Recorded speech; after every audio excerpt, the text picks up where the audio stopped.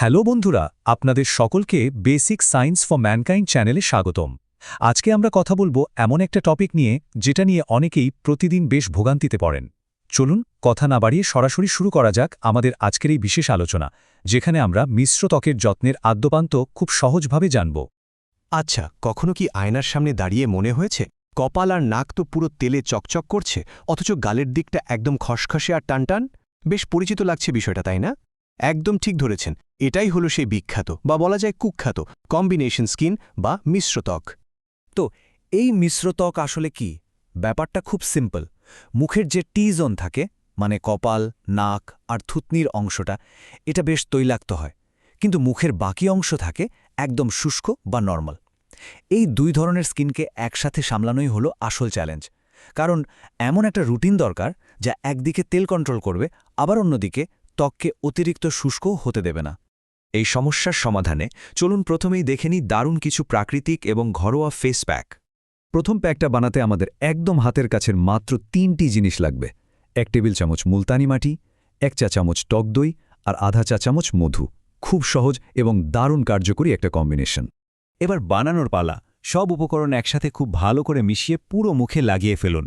তারপর স্রেফ 10 থেকে 15 মিনিট একটু রিল্যাক্স করুন। শুকিয়ে এলে হালকা কুসুম গরম পানি দিয়ে মুখটা ধুয়ে ফেলুন। ব্যাস, একদম সোজা। এখন ভাবতে পারেন এই প্যাকটাই কেন? ওয়েল, এর পেছনের ম্যাজিকটা হলো ব্যালেন্স। মুলতানি মাটি টি জোনের অতিরিক্ত তেলটা একদম শুষে নেবে, আর দই এবং মধু শুষ্ক অংশে দারুণ একটা আর্দ্রতা লক করে দেবে। মানে এক ঢিলে দুই পাখি। যাদের স্কিন একটু বেশি সেন্সিটিভ বা যাদের আরেকটু জেন্টেল হাইড্রেশন দরকার, তাদের জন্য এই দ্বিতীয় প্যাকটা তো জাস্ট দারুণ কাজ করবে। এর জন্য লাগবে 1 টেবিল চামচ গুঁড়ো ওটস, 1 চা চামচ অ্যালোভেরা জেল আর 1 চা চামচ মধু।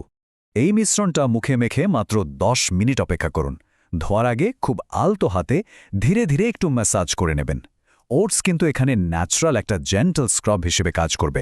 এরপর পরিষ্কার পানি দিয়ে ধুয়ে ফেলবেন। এই প্যাকের সবচেয়ে দারুণ দিকটা হলো এটা ত্বককে ভীষণ শান্ত রাখে। যাদের স্কিন সহজেই ইরিটেটেড হয়ে যায় তাদের জন্য এই হালকা হাইড্রেশন একদম পারফেক্ট একটা সুদিং এফেক্ট দেয়। তবে হ্যাঁ, একটা অত্যন্ত জরুরি কথা: স্কিনে নতুন যে কোনো কিছু ব্যবহারের আগে কানের পেছনে বা হাতে ছোট্ট একটা প্যাচ টেস্ট অবশ্যই করে নেবেন।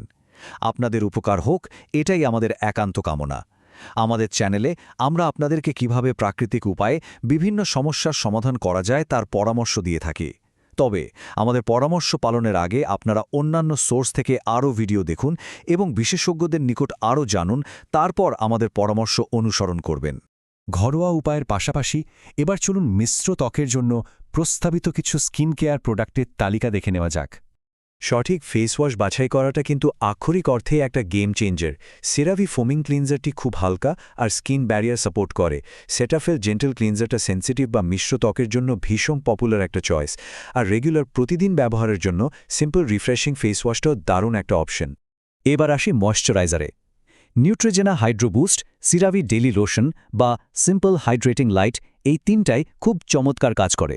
তবে এখানে সবচেয়ে দামি টিপসটা হলো মিশ্র ত্বকের জন্য সবসময় জেল বেসড বা লাইটওয়েট ময়শ্চারাইজার বেছে নেবেন।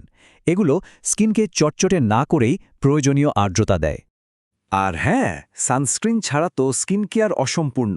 বিউটি অফ জোজিয়ান, লা রোশ পোসে বা নিউট্রোজেনা যে কোনো একটা বেছে নিতে পারেন। তবে রুলস কিন্তু একটাই: বাইরে যাওয়ার অন্তত 15 থেকে 20 মিনিট আগে লাগাতে হবে।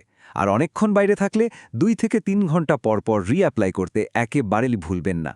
সব প্রোডাক্ট তো জানা হয়ে গেল, এবার চলুন এই সব মিলিয়ে খুব সহজ একটা দৈনিক রুটিন তৈরি করে ফেলি। রুটিনটা একদম সিম্পল। সকালে ঘুম থেকে উঠে ফেস ওয়াশ, তারপর ময়শ্চারাইজার এবং সবশেষে সানস্ক্রিন। আর রাতের বেলায় সানস্ক্রিনটা বাদ দিয়ে শুধু ফেস ওয়াশ আর ময়শ্চারাইজার। তবে ত্বক যদি খুব বেশি সেন্সিটিভ হয় বা ব্রণের সমস্যা থাকে, তাহলে এই বেসিক রুটিনটা চর্মরোগ বিশেষজ্ঞের পরামর্শ নিয়ে কাস্টমাইজ করে নিতে পারেন। আশা করি এই ছোট্ট গাইডলাইনটি মিশ্র ত্বকের যত্নে অনেক কাজে আসবে। আপনাদের বিভিন্ন সমস্যার কথা নিচে কমেন্টে লিখুন। আপনাদের কমেন্টের উপর ভিত্তি করে নতুন ভিডিও দেওয়ার চেষ্টা করব ইনশাল্লাহ। নতুন নতুন ভিডিও পেতে আমাদের চ্যানেলটি সাবস্ক্রাইব করুন এবং বেল আইকনটি টিপুন। সবাইকে সাথে থাকার জন্য ধন্যবাদ।